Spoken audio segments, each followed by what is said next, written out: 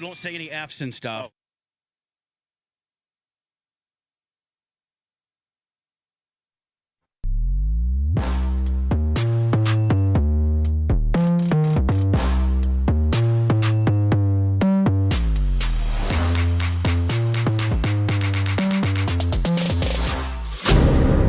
There is no investigation. This boy has... There is not, really? It is to me. Don't say any F's and stuff. But I have to put her on the side and where I'm gonna do what I gotta do for me and my boys and my kids. Don't say any F's and stuff. There is no investigation. This boy There has... is not, really? It is to me.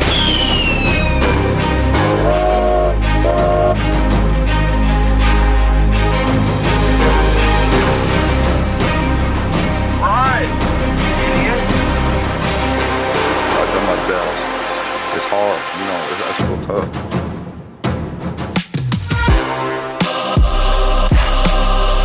but I have to put her on the side and worry about the boys. I'm gonna do what I gotta do for me and my boys and my kids. Don't say any F's and stuff. Live from the NBD Production Studios, you're in the lab with your host, Joshua Diaz. There is no investigation. This boy has... There is not, really? It is to me. What's But I have to put her on the side and worry about the boys. But I have to... There is no investigation. Don't say any F's and stuff.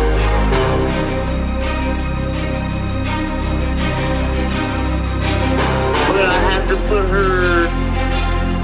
But I have to put her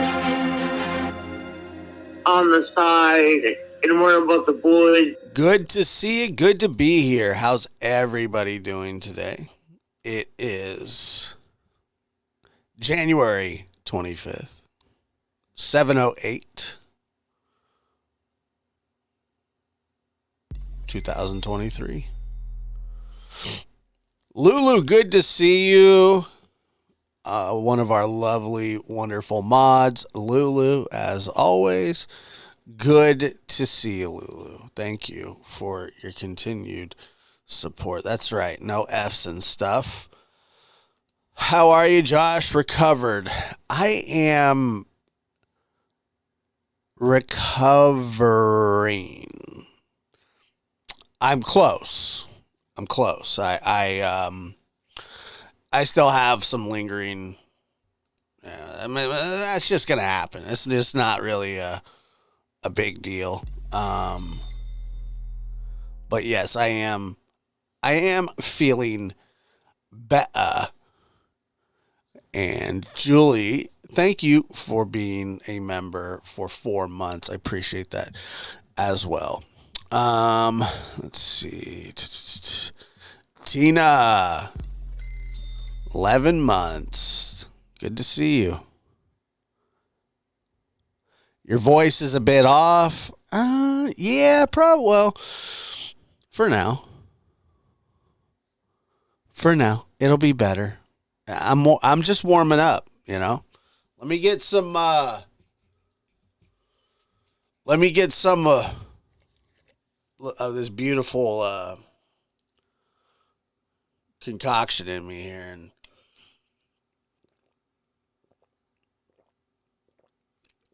let's see if that helps at all.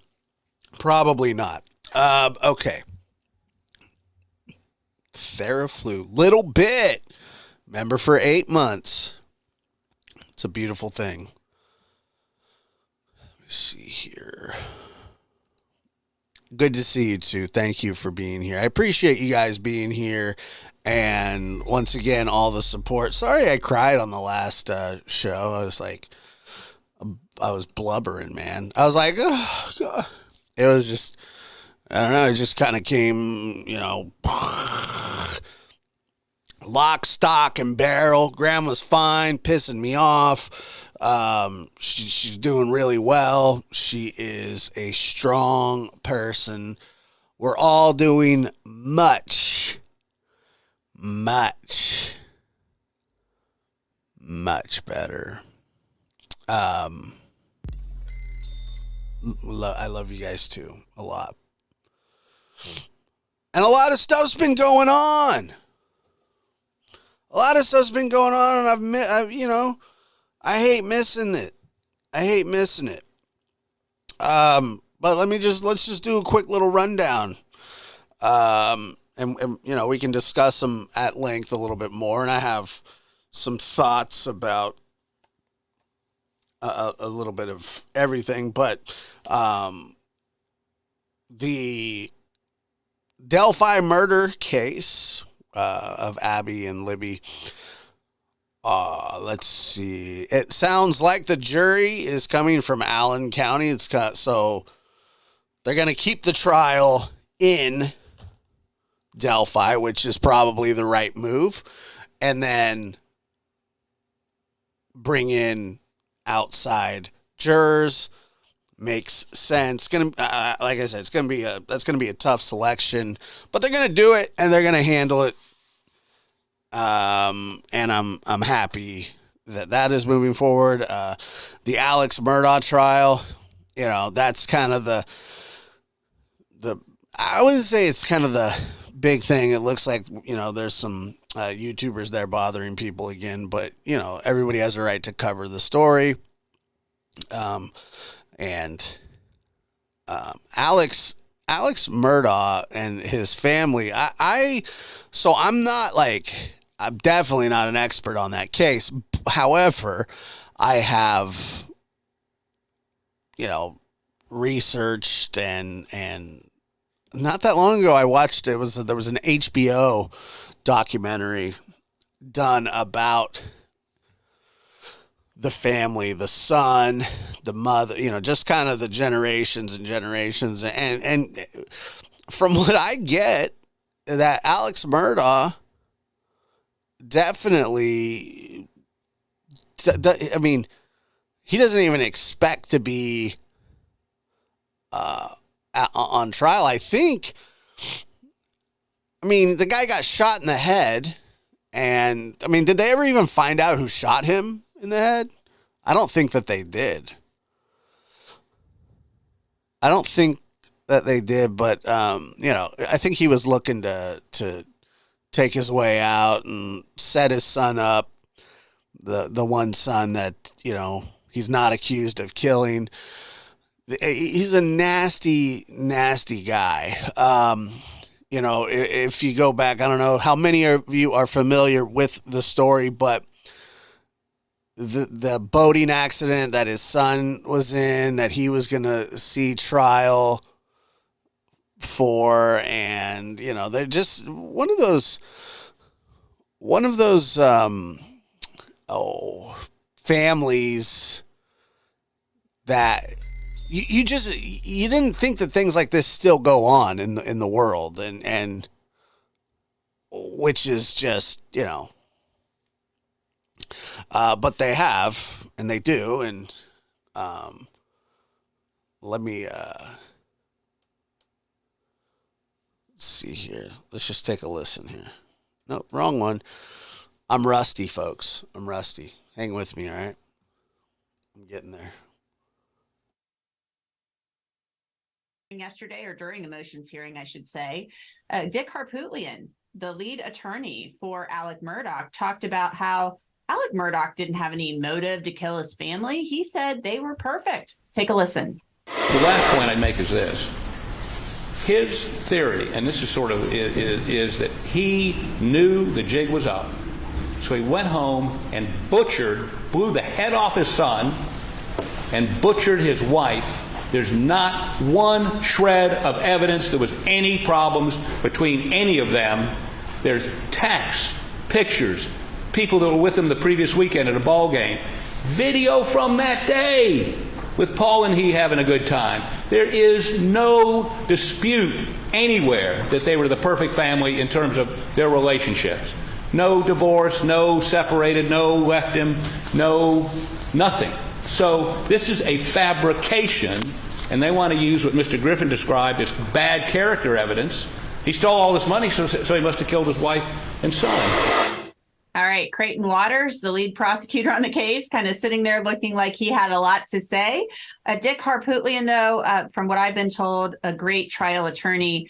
Linda Kenny Bodden, tell me your thoughts on what you've seen of Dick Harpootlian so far. I've been told he is a master at cross-examination. Well, I don't know because I haven't seen the trial, right? He's bringing all the right motions, which I'm impressed with.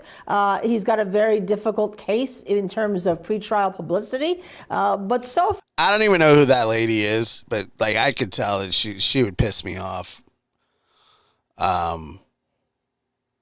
Not like, yeah, you know, this guy's got a great reputation. I'll be the judge of that. Except for the appearance, I think, that he made initially on, I think, one of the AM morning shows with this case early on. He's doing all the right things, but I think the prosecutor also knows what they're doing here. I think we're going to see a real fight in this courtroom, and a judge is going to have to keep both of these attorneys under control. But I would say one thing to you. There is no perfect family. And if you say that to any juror, they're going to think about the TV shows that we look on YouTube back from the 50s. But, you know, there is no perfect family. And you're always at danger from the one you love. And keep that in the back of your mind. Certainly. What? Oh, my God. And when he said that, I thought to myself, there is no perfect family. We know that just from living life. We know that from watching these cases here. I mean, what kind of argument is that? Of course there's no perfect family. That doesn't mean anything. That's just something people say, like, you're never too young and you're never too old and you're never this and you're never that. And, you know, you're only as old as you feel and only as feel as you old and all that crap. No perfect family. I mean, that's not what we're talking about. We're not asking if the family was perfect. We're asking if you know, he killed his wife and son. On Law and Crime, there's no such thing as perfect. So you got to be really careful with throwing that word around. Let's get back to some of our viewer questions. They were really good questions coming in, and keep them coming on Twitter, YouTube, in our chat, and on Facebook, and we will get to them. So I want to know, this is from Christy in the Carolinas from YouTube, and I'm going to throw this one to you, Gigi. She says, or she asks, who else had the motive to kill Paul and Maggie? And at least from Paul, we know there might have been a lot of people. Yeah, everybody. Paul wasn't exactly a nice young man from many accounts. And I do not like speaking ill of the dead at all. And don't do it lightly. But the kid was a dick in a major, major way. And it's obvious from the boating accident. You could just tell, you know, that kid. But I mean, look who was raising him. Who had something against him. Right. And that was sort of the theory in the very early days after the murder, was that maybe this was a revenge killing for what happened to Mallory Beach. But I can't think of anybody. I've never heard anybody really say there was anybody else who would want the two of them dead. I mean, it just doesn't fit. Maggie seemed to be well loved in the community. And, you know, so really the only theory I ever heard was just revenge for Mallory Beach. And that still, that was kind of hard to believe that somebody would go shoot the both of them. So I think it all kind of ties back. You know, we know that he was going, Alec Murdaugh was going to have to expose his financials just days after the murder in court, which ties back to the state's theory that this was just a diversion to gain sympathy and distract from the fact that what we now know is years and years of financial crimes. Mm-hmm. Yeah, and I'm kind of wondering, too, what would the possible motive to kill Maggie be? You know, why would somebody else have a beef with her to go to those lengths? So I'll be interested to see how they address that, the defense, because they don't have to prove anything, of course, but they'll still have to address something. We have another question coming in, and Joseph, I'm going to ask you this question. It's from Anton_14A from YouTube. Have they actually placed Murdaugh at the scene at all before the call to 911? I don't know if we know the answer to that question, but what are your thoughts? Hi, Anton. Yeah, I don't know that they necessarily have at this point, and certainly I think that perhaps if they do have that information, SLED, who is the lead agency on this now, is going to play that pretty close to the vest. I would think that the defense might have some insight into that just through their discovery, but that property is so eerie. I don't know if any of you have seen the HBO documentary about this. It's like a 3 episode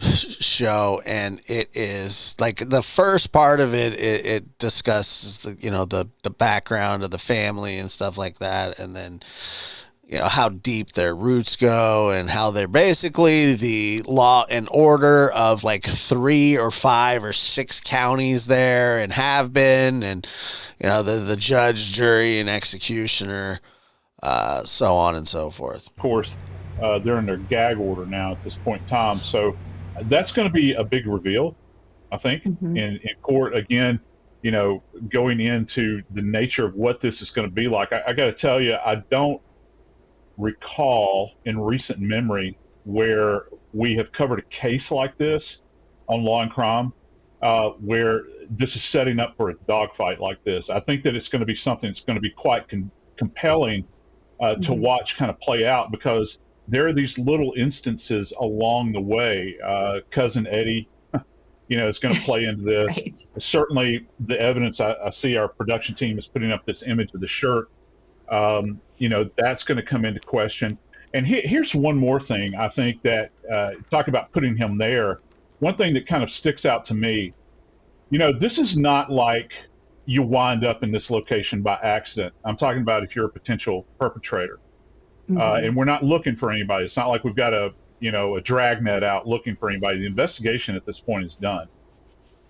I think that it's quite fascinating when you think about this place geographically. If you were to do a geographic profile on this location, how isolated it is. I mean, very isolated. Ask Gigi. She's out there right now, and she's in kind of their urban center right now. You get out. One of the craziest parts is it's like at the very end of that little docuseries is Alex Murdaugh is talking to his son on the phone from jail, and asking his son if they're going to go out hunting. And basically says, you can go out to the property and hunt out there. And the son's like, no, I don't want to go out there, because, that's where his mother and brother were brutally murdered. And he's like, are you sure? And he's like, no, I don't want to go out there. He goes, okay, because I was going to offer it to, and I don't know who the other person was, but basically saying, you could go out there hunting if you want. And the kid's like, no, I don't want anything to do with that place.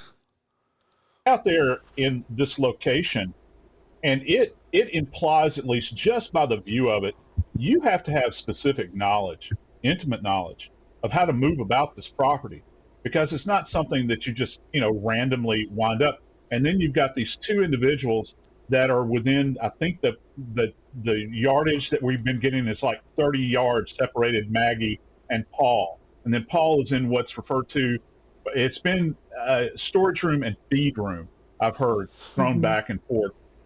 Very tight, intimate space. How are you going to know that they're there? It's perpetrated at night, all these sorts of things. So a lot of that's going to come into play. So if you don't know the story of Paul in the boating accident, Paul apparently, this is the weirdest thing. I mean, this story is so weird, because they talked about when he would get drunk, he would turn into this like different person, which, you know, a lot of people do, but that he would start doing these like weird things with his hands, that he gets so drunk that like his hands, like this like neurological weird phenomenon happened. And it was really, really, really strange in that he, you know, became like a demon on alcohol, basically. And that they were out on the boat and they were with a bunch of friends and he was drunk and he was driving fast and he hits a bridge. Everybody's telling him to knock it off, don't act that way. And he hits the bridge, and and I forget the young lady's name, forgive me, but I believe they just said it earlier here. Basically, she went flying off the boat, and they couldn't find her for days. You know what I mean? They couldn't find her for days. And obviously she was dead, but yeah, the whole thing about him with the alcohol and the walking around weird with his hands doing weird stuff, so on and so forth, that you're just going, oh my God, like this is, and then, you know, they all end up in the emergency room, and then you got Paul going from room to room, telling everybody not to talk, who was driving, don't say you were driving the boat, say this, say that. And, you know, there is so Mallory Beach. Yes. Thank you.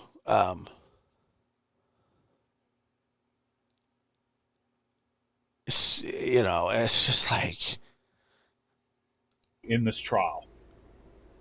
And I think if we have drone video, we have some drone footage and ground video that we took and we shot of that property. And you're right, Joseph. I mean, this is an expansive property. And there's this long road. When you enter the property at the gate, you go down this long driveway, and then, you know, the house is there, and then the kennels are over on this other part of the property. So it's a huge, huge property. I mean, it's sold or it was on the market for more than $3 million. That gives you an idea of just how big it is.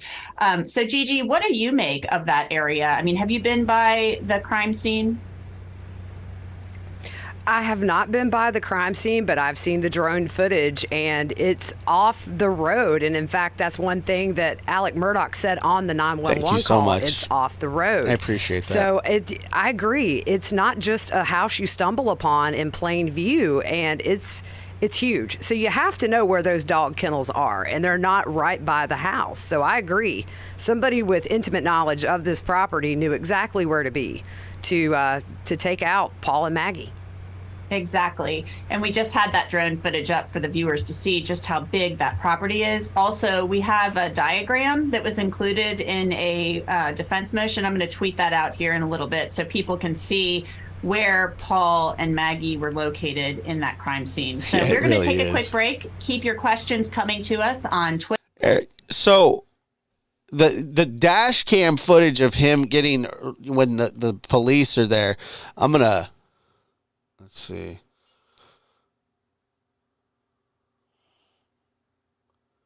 I don't know. Let's take a look here. This will be interesting. This is right after the boat crash, and you got to see this is. I mean, this is gnarly. Timmy, yeah, Timmy. Of course, he was Timmy.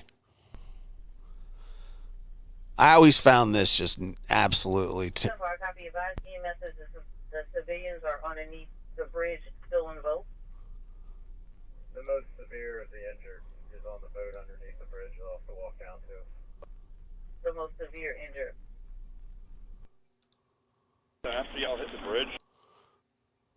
I did find a county out of Hampton, a deal out of Hampton County for that. Can barely hear, but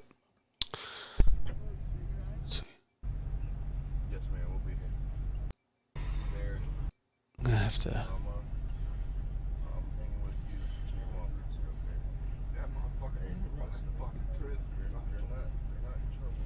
Yeah, the audio on it's terrible. I'll have to somehow I'll figure it out so we can listen to it on this show. But let's take it. Yeah. Thank you for joining us tonight for a News Nation special report, the Murdaugh Mysteries. Alec Murdaugh is charged in the deaths of his wife and son, but Paul and Maggie's murders are just part of this complicated story.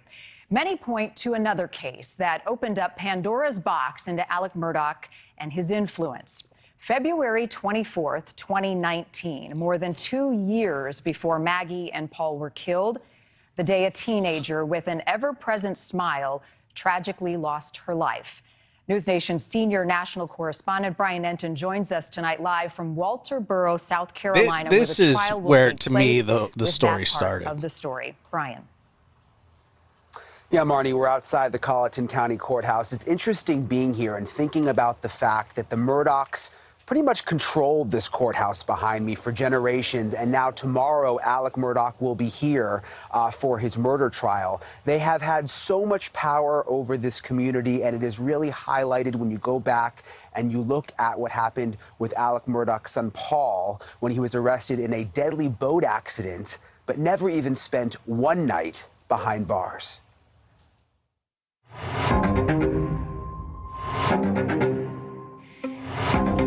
There's 6 of us and 1 is missing. What, Molly?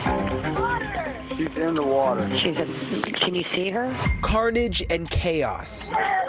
Okay. 19-year-old Mallory Beach missing after a night on the boat with friends. The recent high school graduate jettisoned from her boyfriend's arms when a 17-foot center console plowed into a piling in Beaufort County, South Carolina. Tide, wind is always a factor. More than a dozen first responders and an army of volunteers searched for a week. Bring in the air assets to help us look in the areas that the boats can't get into. Prayer chains to find Mallory alive turned to an unbearable wave of grief. Miss your voice, miss your smile, everything about you worth the while. The store where she worked and modeled clothing posting a public tribute, but privately, the Murdaugh machine was at work. A lot of influence across the board. Nothing really happens unless the Murdaugh family says it happens. It was the Murdaugh's boat, the family's youngest son Paul parking it at a gas pump. He was at the helm, or was he? Friend Connor Cook on board as well that night, and his attorney says it was not long before Alec Murdaugh was telling all 5 survivors to stay quiet on who was captain. What was clear immediately, though, alcohol was in copious use by the underage boaters. The police report saying all were grossly intoxicated, yet no one's blood alcohol levels were checked at the scene. Same thing if everybody's standing around a car. You don't know who drove it. It's not against the law to be standing around a car intoxicated. But Mallory's boyfriend, Anthony Cook, is said to have told authorities immediately that Paul Murdaugh was the captain. And Paul left a trail of photos about town, parked at the pump, not for gas. His friends say he used his big brother Buster's ID to buy beer and malted drinks at the store. The 20-year-old raising his purchases triumphantly before they're loaded into his pickup truck. Later, after drinking with parents present at an oyster roast, the group continued boating to dodge known DUI roadside checkpoints. Docking near a bar called Luther's, where Paul and Connor do more drinking. Back in the boat, one friend testifying Paul was belligerently drunk, slapping his girlfriend, spitting in her face, refusing to give up the wheel until the deadly crash. Please send someone. No, we're calling, okay? The Murdaugh family served nearly a century consecutively as the area's solicitor, meaning they prosecuted cases, putting them in close working relationships with officers, deputies, state agents on the case, and others. They always put on a get-together every year for first responders, police officers, things of that nature. This family has been powerful and at the center of power and influence there for almost 100 years. Careful.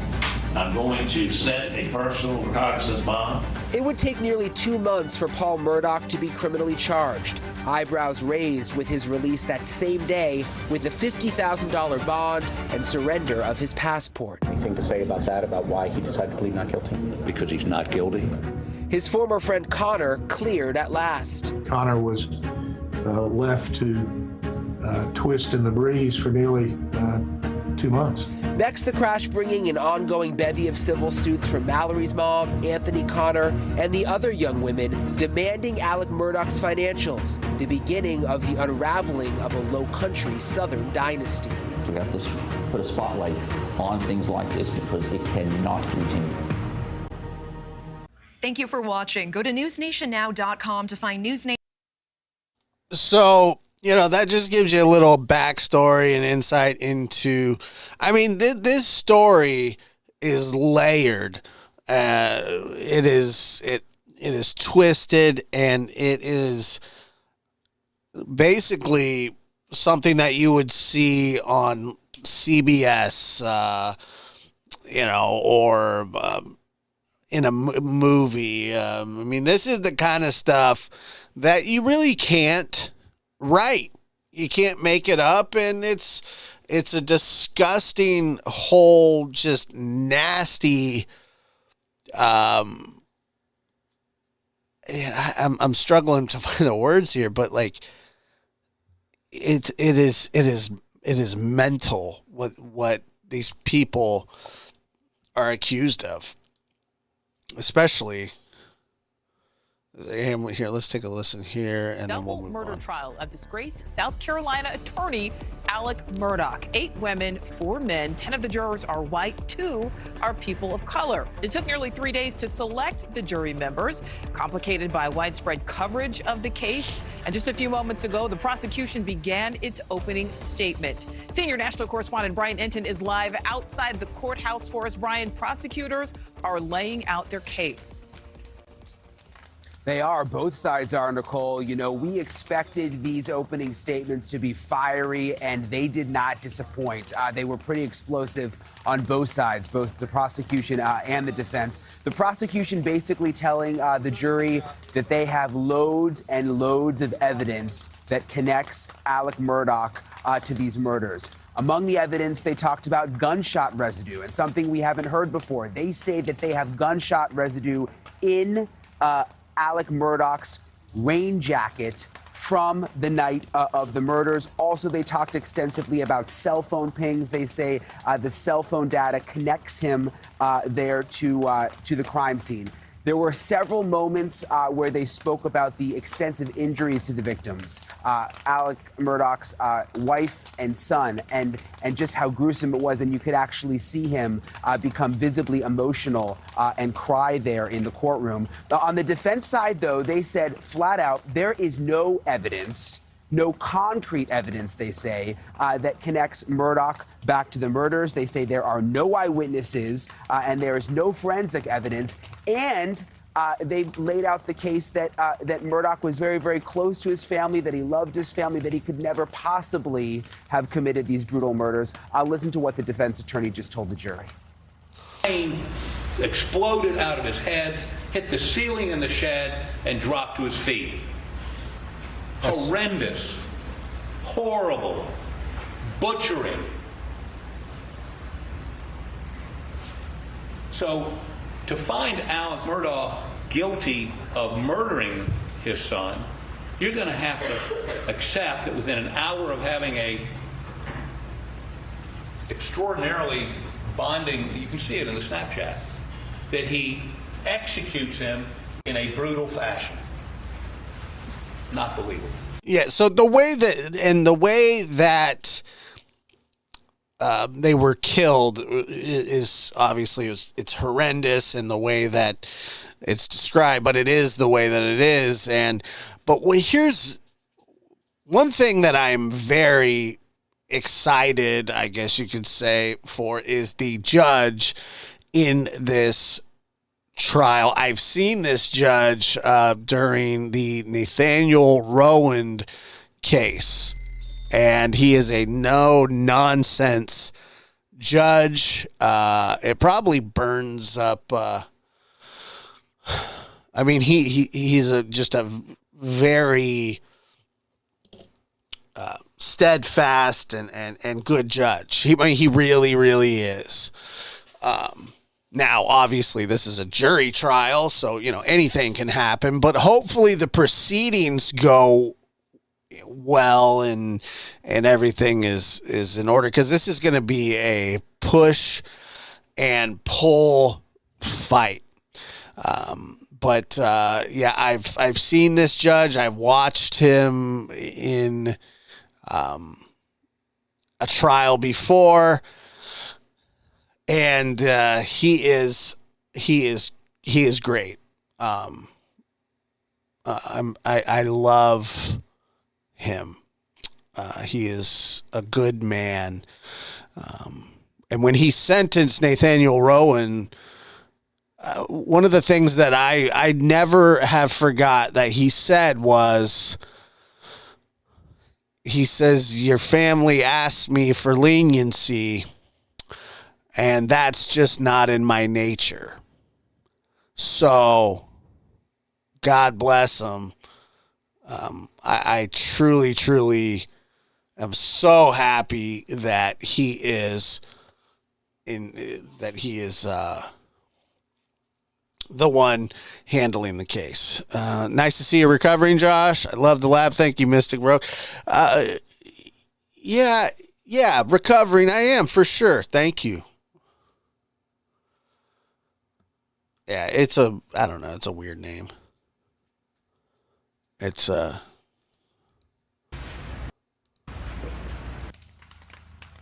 Okay, so Alex Murdaugh's entire family was there in court, and you can see them walking in here. That is Buster Murdaugh with the red hair, Alec Murdaugh's son, coming into court to support his father. As for the jury, 12 jurors, 4 males, 8 females. Opening statements just lasted a little more than an hour. They have finished for the day today, but testimony will begin bright and early tomorrow morning. Nicole? All right, Brian, live there in a rainy South Carolina. Thank you. So, there he is. There's my guy. What is this? On the evening of June 7th, 2021. Maybe that's something we could do at a different time. Let's watch the... there's a couple other things that I wanted to get to. Jacqueline and Trezell West, their trial is coming up. That is the classic and sincere Orson and Orson West case.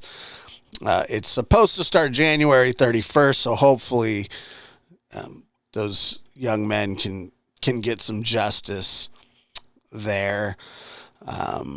And Larry Millete will stand trial in September for the murder of Maya Millete. So that is also a good thing. I mean, these things just take so long. But the one thing that I did want to talk about when it came to the Moscow, Idaho murders is Brian KOhbergers' attorney, Ann Taylor, represented Xana Krenodle's mother in several cases, drug cases, and has dropped Krenodle. I can't believe this. To take on KOhbergers' case. So the conflict of interest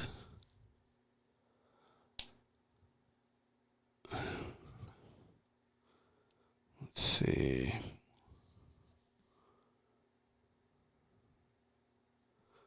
Hold on here. So the conflict of interest in that case is crazy. Meaning, like, how does she just drop somebody that she's represented for so long and on so many cases?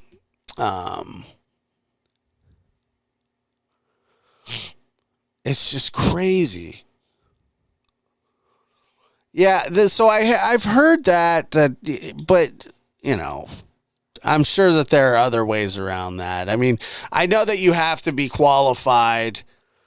I know that you have to be qualified to handle death penalty cases. But I'm not really sure. Something else could have been done. I think she needs to recuse herself too. They can figure it out some other way. But it's just crazy. Well, that's exactly what it is. It's a chance to make her bones. It's the whole Jose Baez thing. Big high profile case. And so I find that odd. I find that disingenuous. And typically in situations like that, now once again, I don't know the scenario here, so forgive me.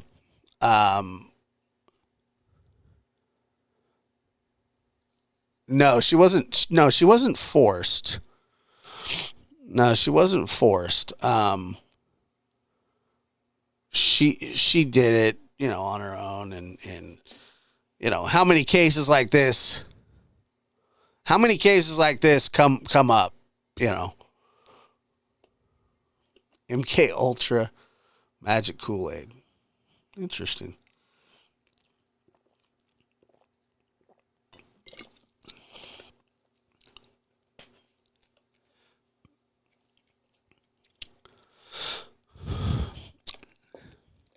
The judicial branch of the state appoints the attorneys. They do, but look, this is oversight. Yeah, this is true. There aren't very many death qualified attorneys in Idaho. That is true. But, they could find one, I'm sure. The judge assigned her.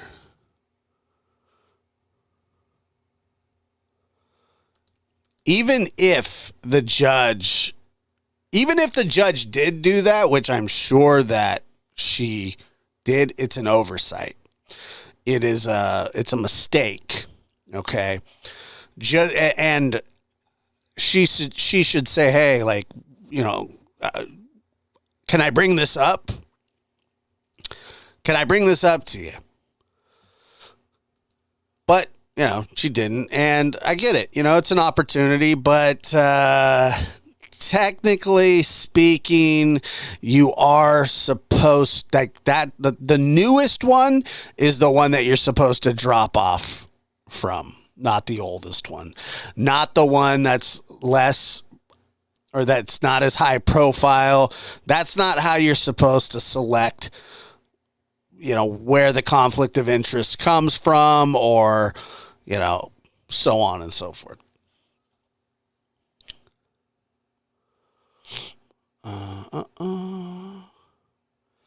Give me 1 second here, folks. I know I'm seriously just.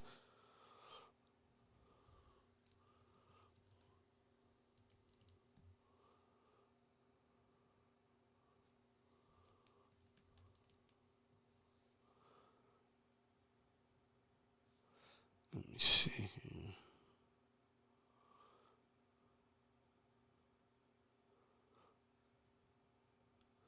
So anyway, I wanted to cover that a little bit, but let's go back here for a little bit. This is Alec Murdaugh at 4147 Moselle Road. I need the police to answer immediately.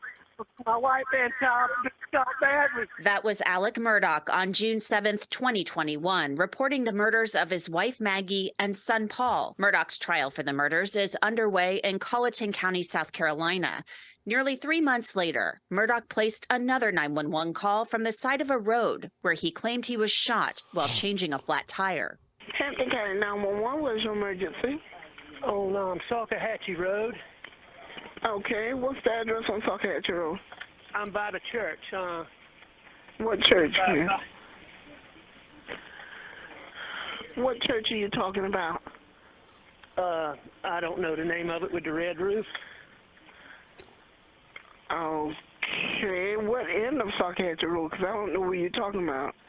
At the Hampton County side.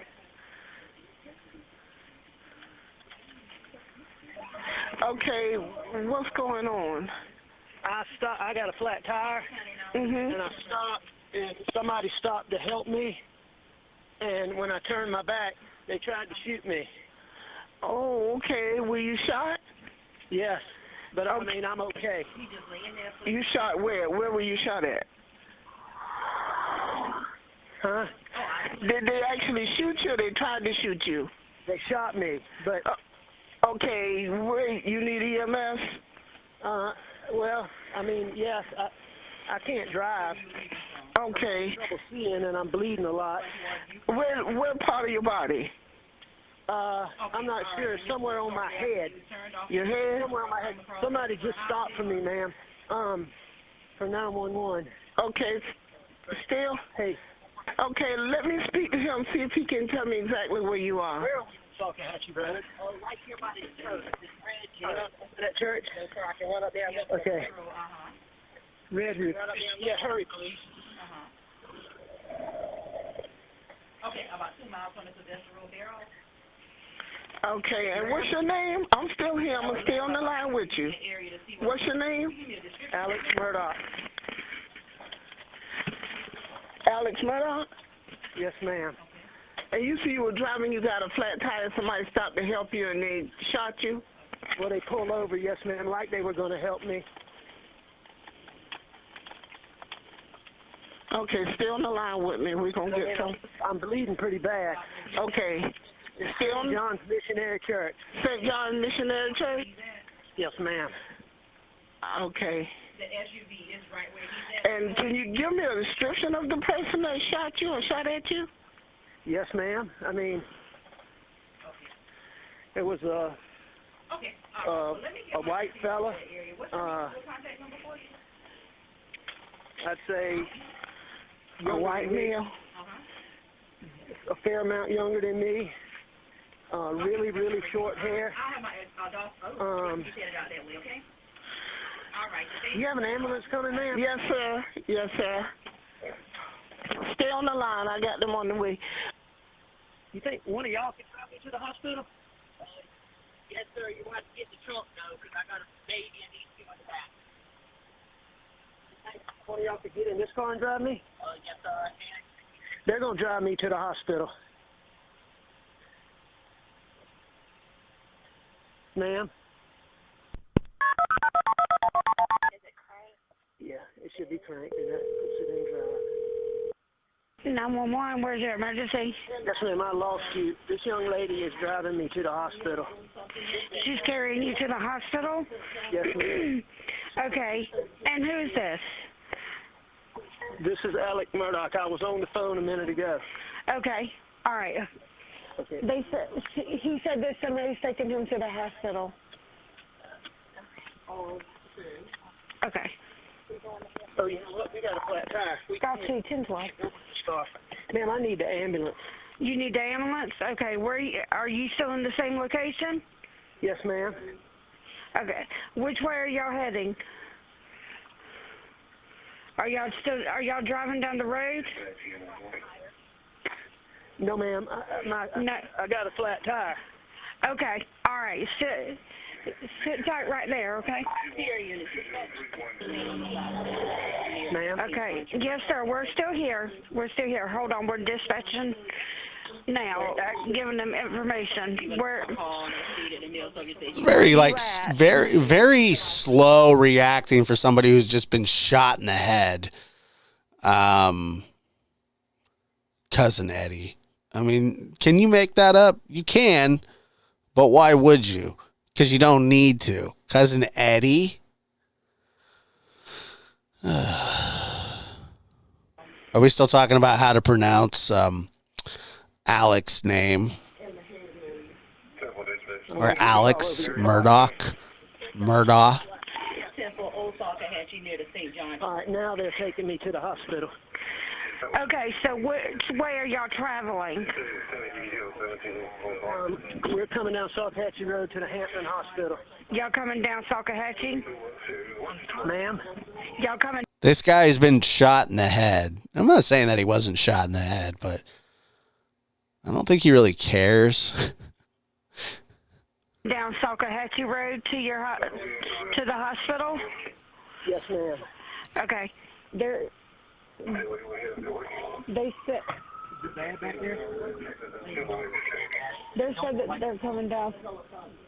They're coming down Salkehatchie Road heading towards the hospital, but all right, we're gonna keep EMS en route to you, okay? Okay. Are you coming off a walk? Hey, does why is he the only one wearing a mask? I don't get that. Waterboro Highway? We'll be at Waterboro Highway in 10 minutes or so. They said in about 10 minutes or so they'll be at Waterboro Highway. Mhm.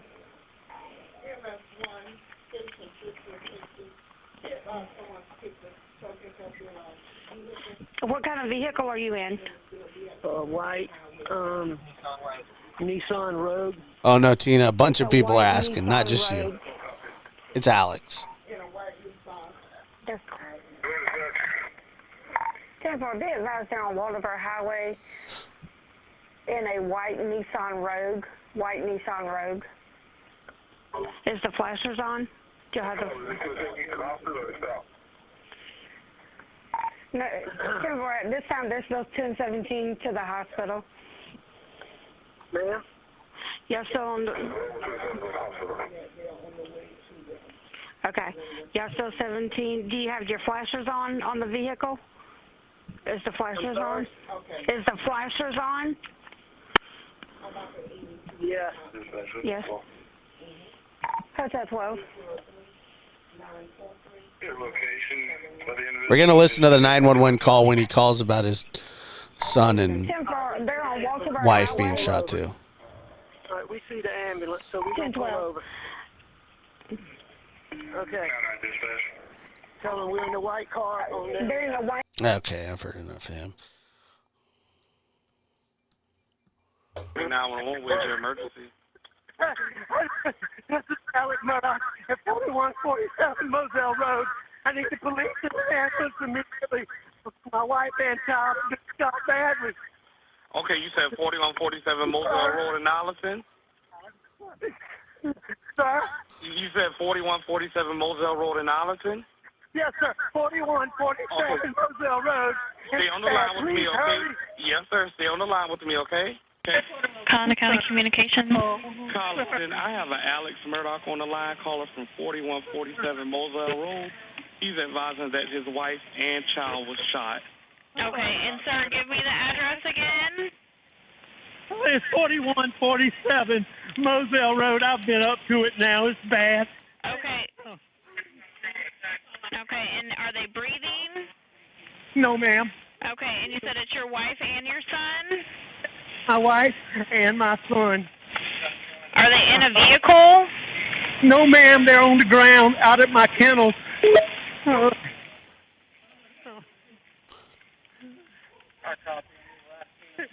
Okay, and did you see anyone? Okay, is he breathing at all? No. Is she?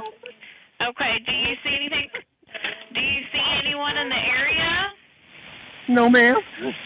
No, ma'am. What color is your house on the outside? What color is your house on the outside? It's white. You can't see it from the road. Okay, is it a house or a mobile home? It's a house. Okay, and what is your name? My name is Alex Murdaugh. Okay, did you hear anything, or did you come home and find them? No, man, I've been gone. I just came back. Okay, and was anyone else supposed to be at your house? No, ma'am.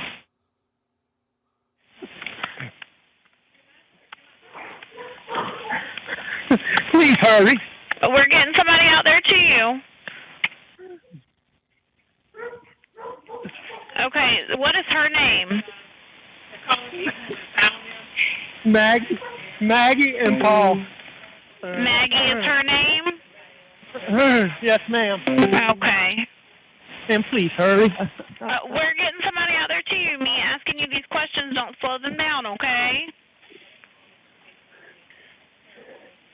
And you sure they're not breathing? Is he moving at all, your son? I know you said that she was shot, but what about your son? Nobody. They're not. Neither one of them's moving.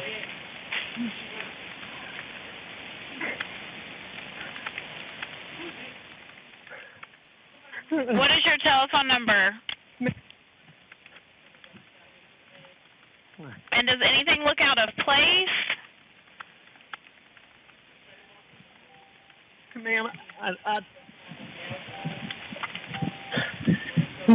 not particularly, really, no, ma'am. Okay. Are they close, ma'am? Yeah, they've been en route with you ever since you've got on the phone with me. I have multiple people coming out there to you. Okay.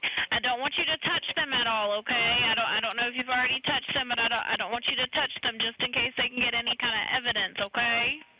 I'd already touched them trying to get to see if they were breathing. Okay. Well, I just don't want you to move anything just in case they can get any kind of evidence, okay? So, man, I don't know. He's interesting. Yeah. I don't know. Just between the drugs and the money and the entire situation, you know, it's just straight out of a Hollywood script, and I'm guessing each day is. Yeah, I can rewind. Yeah, sure. Which part? And my son. Are they in a vehicle? No, ma'am. They're on the ground out at my kennel. My kennel. Okay. And did you see anyone? Okay. Is he breathing at all? No. Is she? Okay. Do you see anything? Do you see anyone in the area? No, ma'am. No, ma'am. What color is your house on the outside? What color is your house on the outside? It's white. You can't see it from the road. Okay. Is it a house or a mobile home? It's a house. Okay. It's a house. Okay. And what is your name? My name is Alex. House. Okay. Can't see it from the road. Okay. Is it a house or a mobile home? It's a house. It's a house. Okay. And what is your name? My name is Alex Murdaugh. Okay. Did you hear anything, or did you come home and find them? No, man. I've been gone. I just came back. Okay. And was anyone else supposed to be at your house? No, ma'am.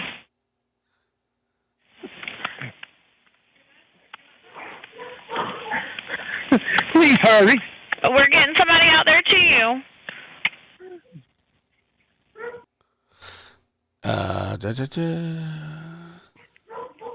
Okay, what is her name? He was offended by that question. Maggie and Paul. Maggie is her name? It's a house. How dare you? Yes, ma'am. Okay. I'm Alex Murdaugh. What do you think that? Well, some people call me Alec Murdaugh, and some people call me Alex Murdaugh. Murdaugh's Alex, and I live in a trailer house.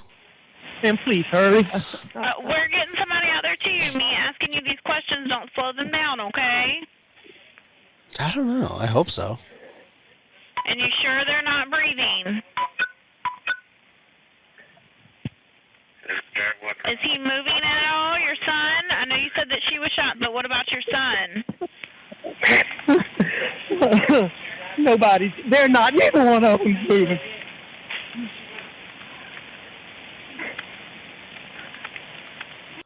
Like living in a mobile home is some like oddity, in the low country. What is your telephone number? And does How am I gonna keep all my pills in a mobile home? I mean, this guy's a absolute douche. And he's gonna go to jail for like a bunch of different things. And hopefully he's found guilty for this as well. But this is gonna be a dogfight, an absolute dogfight. Does anything look out of place? Ma'am, Yeah, my trailer blew over. Not particularly, really, no, ma'am. Okay. Are they close, ma'am? Yeah, they've been en route with you ever since you've got on the phone with me. I have multiple people coming out there to you. You guys want to listen? Do you want to listen to the opening statement a little bit? Let's see. Let me see here.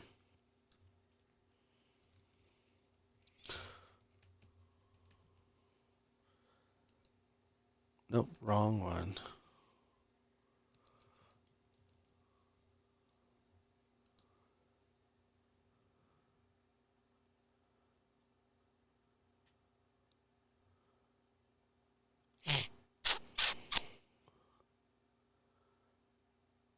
Is this today?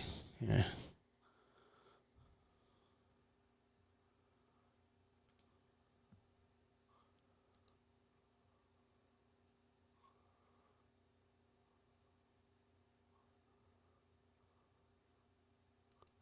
Fall.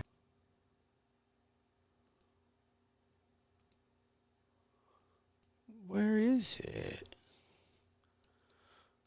Oh, they're gonna make it a pain in the butt, huh?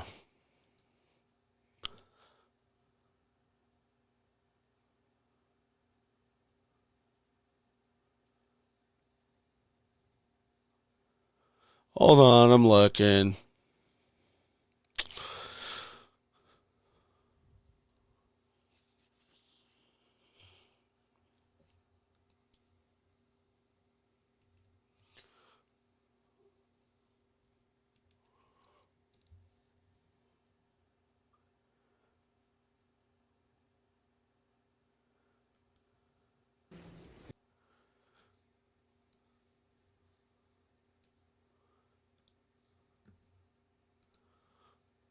And 2 counts of possession of a weapon during the commission of a violent crime, the elements of which will be explained to you later. He has pled not guilty to these charges. He's presumed to be not guilty of these charges. He cannot be found guilty unless the state presents evidence which convinces you, the jury, of his guilt beyond a reasonable doubt. The charge is simply the documents by which the case comes into court. Your purpose as jurors will be to decide the facts of this case. And out of all the people who were summoned to come here for jury duty, out of all the people who live here in Colleton County, out of all the people who live here in the state of South Carolina or any place else, only the 12 of you who will deliberate can decide the facts of this case. And you'll determine the facts of this case from the testimony which will come from this witness stand together with any exhibits which is made a part of the record or any stipulations entered into by counsel. It is especially important that you perform your duty diligently and conscientiously and in conformity with the oath that you took, because ordinarily there is no way to correct an erroneous determination of facts by a jury. Now, just as only you can determine the facts of this case, as the presiding judge, I am the judge of the law. You must accept as correct the law as I stated to you, then deliberate and decide. I cannot tell you what the facts are. You cannot disagree with me as to what the law is, and even if you disagree, you must follow the law as I stated to you. You take the facts as you find them to be, the laws I give it to you, you deliberate and you decide the case. Until I tell you that it's time to do so, you cannot discuss the case with anyone, including your fellow jurors. You cannot discuss the case with family, friends, or anyone else. The attorneys in the case, you cannot discuss it with them or any parties or anyone else that might be connected with the case. Should you discover that a fellow juror is violating that oath and that order, you are to bring that to my attention.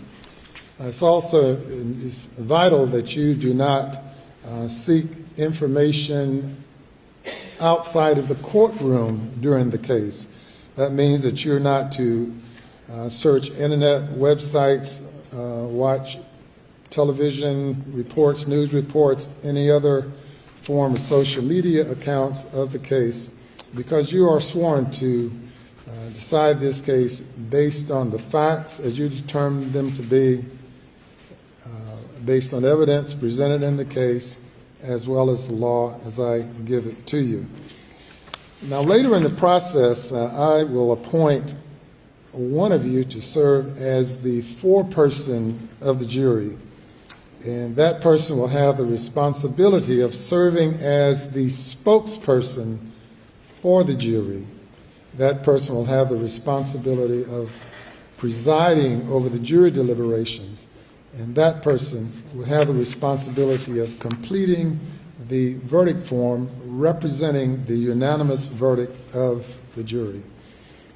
In just a moment, the Attorney General will make an opening statement in which he will explain the issues as he sees it, or as the Attorney General sees it. Following that, the defense counsel will have that same opportunity. Then we'll begin with the presentation of testimony from the evening of June 7th, 2021, at the defendant's property off Moselle Road in Colleton County. His son, Paul Murdaugh, was standing in a small feed room and some kennels they had on the property. About 8:50 p.m., and the defendant over there, Alec Murdaugh, took a 12-gauge shotgun and shot him in the shoulder, in the chest and the shoulder, with buckshot. And the evidence is going to show it was a 1,000,000-to-1 shot. He could have survived that, but after that, another shot went up under his head and did catastrophic damage to his brain and his head. The evidence is going to show that Paul collapsed right outside that feed room. And just moments later, he picked up a .300 Blackout, which is a type of ammunition, but an AR-style rifle. And the evidence is going to show that the family had multiple weapons throughout the property. Picked up that .300 Blackout rifle and opened fire on his wife, Maggie, just feet away near some sheds that used to be a hangar. Pow, pow.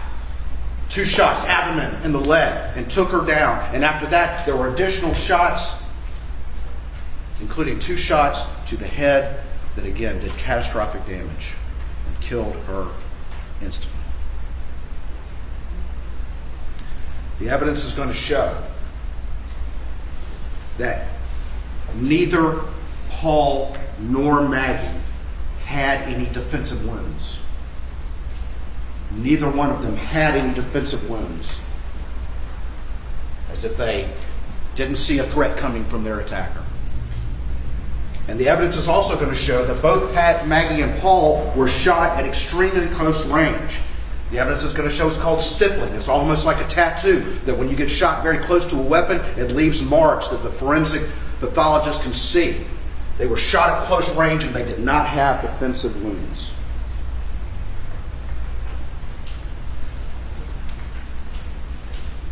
And the evidence is going to show that the defendant, Alec Murdaugh over there, told anyone who would listen that he was never at those kennels. But the evidence is also going to show from these things that every one of us, most of us carry around in our pocket, that he was there. And he was there just minutes before, with Maggie and Paul, just minutes before their cell phones go silent forever and ever.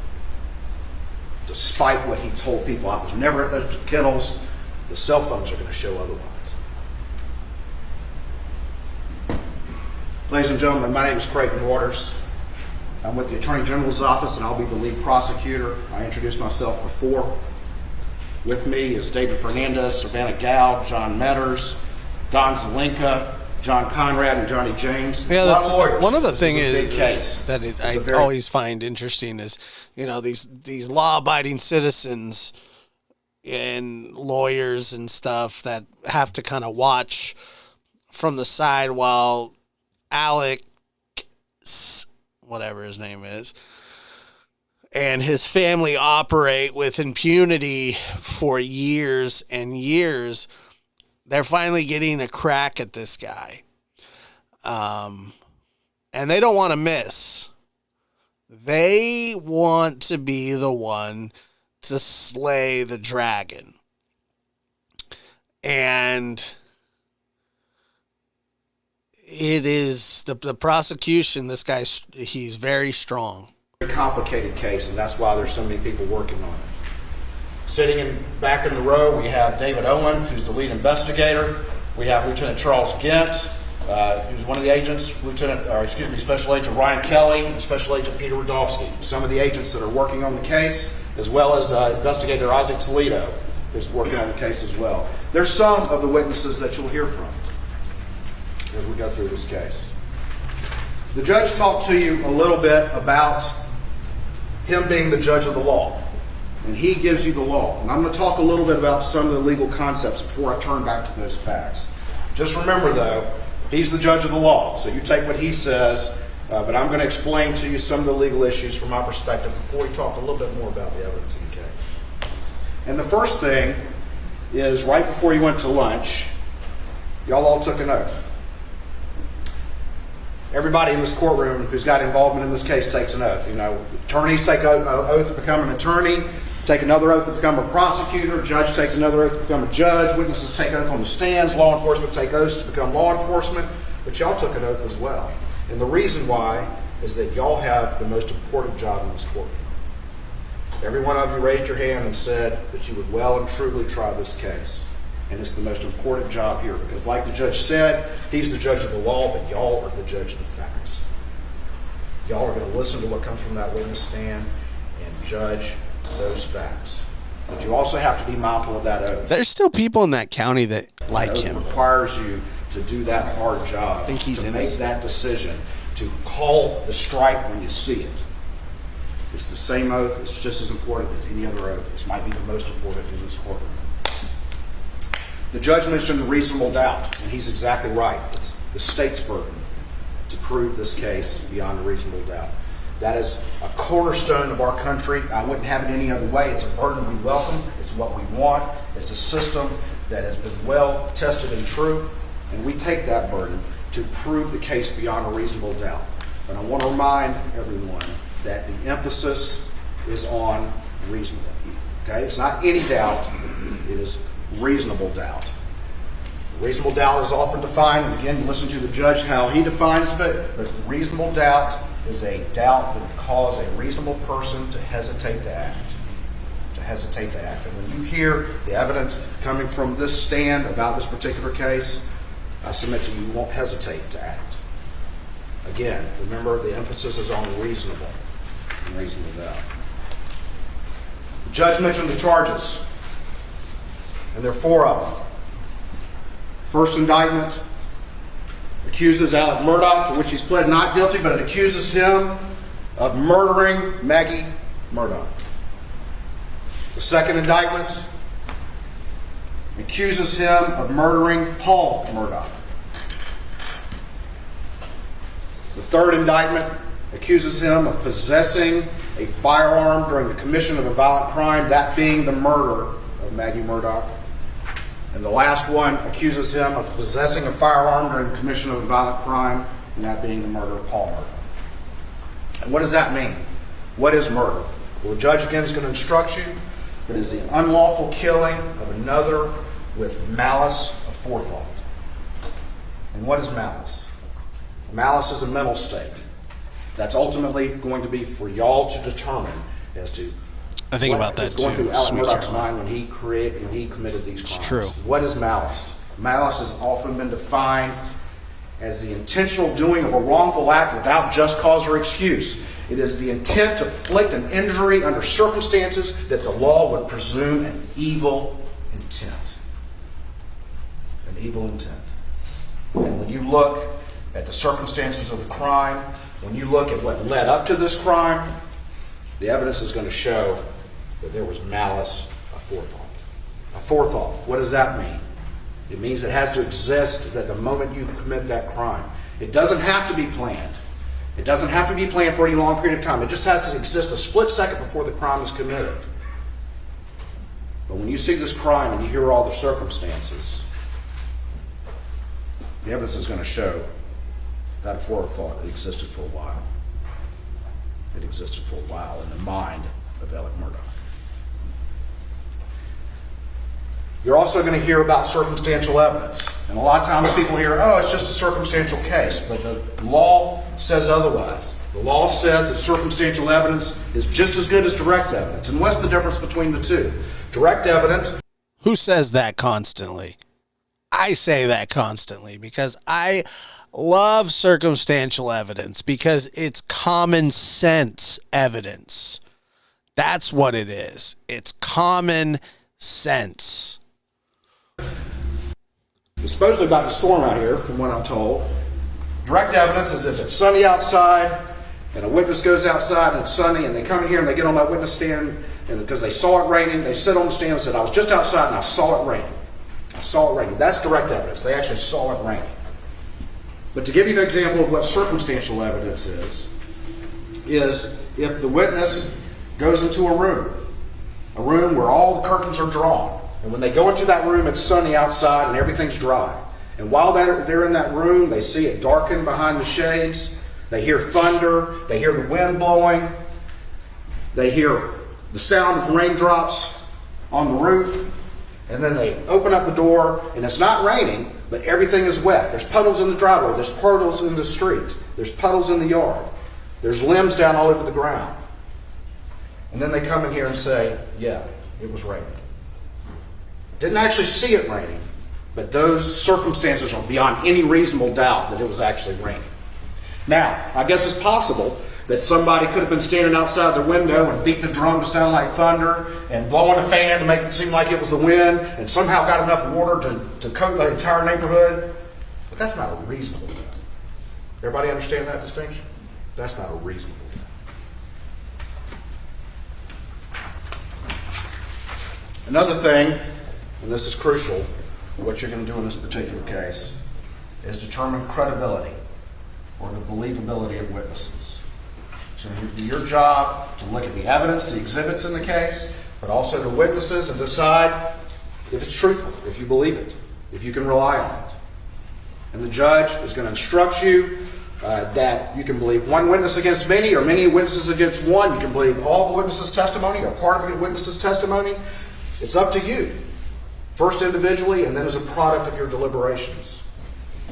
And what you're required to do there is just to rely on that good old-fashioned common sense. Does it all fit together? Is it corroborated? Does it fit with what you would expect? Does it fit with what you expect how real people would act? Does it seem real? Does something seem a little off? Does something seem a little off?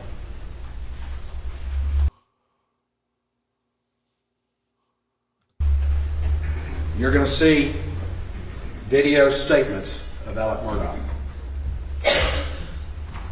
You're going to see body-worn camera of him at the scene when law enforcement arrives. And hear what he says. And hear what he says about that night.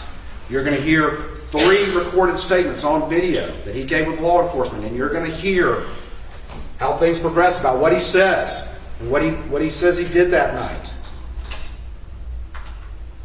Watch those closely. Watch his expressions. Listen to what he's saying. Listen to what he's not saying. Use that common sense. Does this seem right? Or does something seem a little off? Something seems a little off. I mentioned that Maggie was killed with a .300 blackout rifle, an AR-style rifle but chambered in .300 blackout ammunition. And you're going to hear evidence that back in Christmas of 2016, Alec Murdaugh over there bought 2 .300 blackout AR-style rifles. And then not long after that, one of them went missing from Paul's truck. And time went by, and in April of 2018, Alec Murdaugh replaced that. I've noticed a few of your comments, and I see that you're critical of the investigation, which is fine, but hey, you're acting like they didn't search his house that night because why? Well, I mean, didn't this family have immense power at the time? I mean, you know, and you don't know what evidence they have and what they don't. I mean, you can speculate, and that's all fine.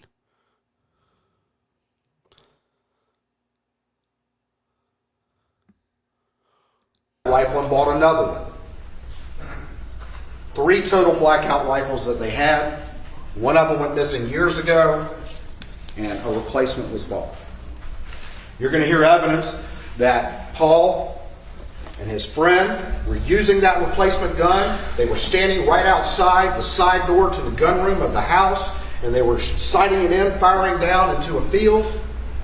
And the cases were ejecting. The cases are the empty shell from a bullet, and they were ejecting out into the flower bed right there. And then there's a range across the street, and they shot it there, and there's cases ejected there as well.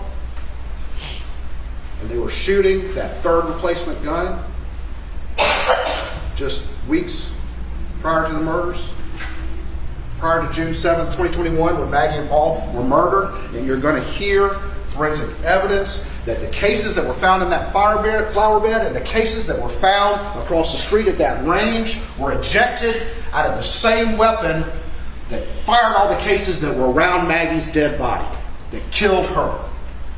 It was a family weapon that killed Maggie Murdaugh. And you're going to hear evidence that of those 3 blackouts that Alec Murdaugh purchased, when law enforcement arrives at the scene on June 7th, 2021, he can only account for one of them. He can only account for one of them. And that replacement gun is nowhere to be found. You're also going to hear evidence that the type of ammunition, the exact brand, the exact model of ammunition that was used to kill Maggie, S&B, .300 blackout ammunition, and 147 grain bullets, that exact ammunition, empty boxes of that ammunition, is found all over the property. The very same brand and model of ammunition that was used to kill her is found at multiple locations throughout the property. And you're also going to hear evidence, the same thing about the shotgun shells that killed Paul. That federal double-aught buckshot unfired rounds were found on the property, as well as Winchester #2 turkey loads, the 2 rounds in the shotgun that killed Paul. Family weapon, same ammunition. It's on the property. We're also going to hear evidence that about a week after the murders, Mr. Alec Murdaugh's father had died, Mr. Randolph, and about a week after the murders, he shows up early in the morning at his parents' home, where his mother still is in late-stage Alzheimer's, on Alameda in Hampton. It's uncharacteristic for him to show up early, uncharacteristic for him to show up at all like that, and he comes in and he's carrying something in a blue tarp, and he takes it upstairs, and eventually law enforcement finds out about that, and they go upstairs and they find a wadded up, very, very large raincoat in a blue color, could look like a tarp, and you're going to hear evidence that it was coated with gunshot residue on the inside. On the inside.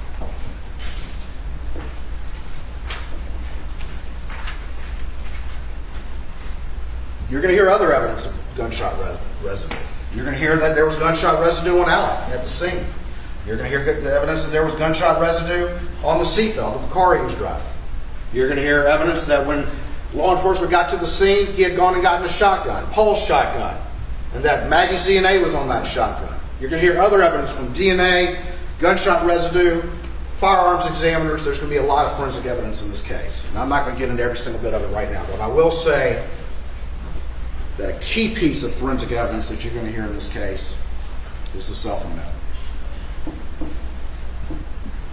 All right, guys. Obviously, you can watch the rest of that on Law and Crime Network. I'm heading out. Going to try to get some sleep. I appreciate you guys being here. We'll be back tomorrow. And good night. There is no investigation. This boy has... There is not, really? It is to me. Don't say any F's and stuff. But I have to put her on the side and worry about I'm gonna do what I gotta do for me and my boys and my kids. Don't say any F's and stuff. There is no investigation. This boy has... There is not, really? It is to me.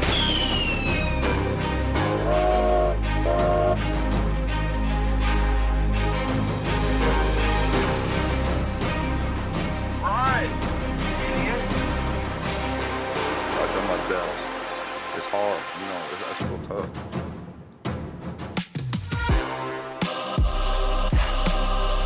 But I have to put her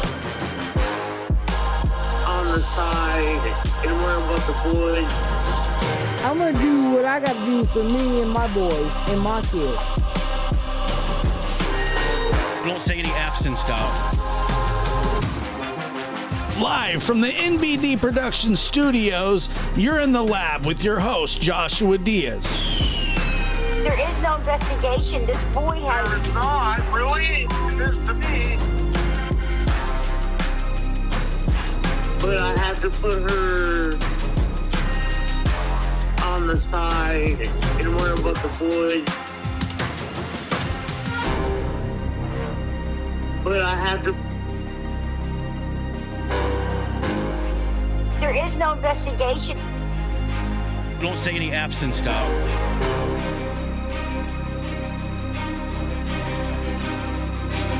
But I have to put her... But I have to put her on the side.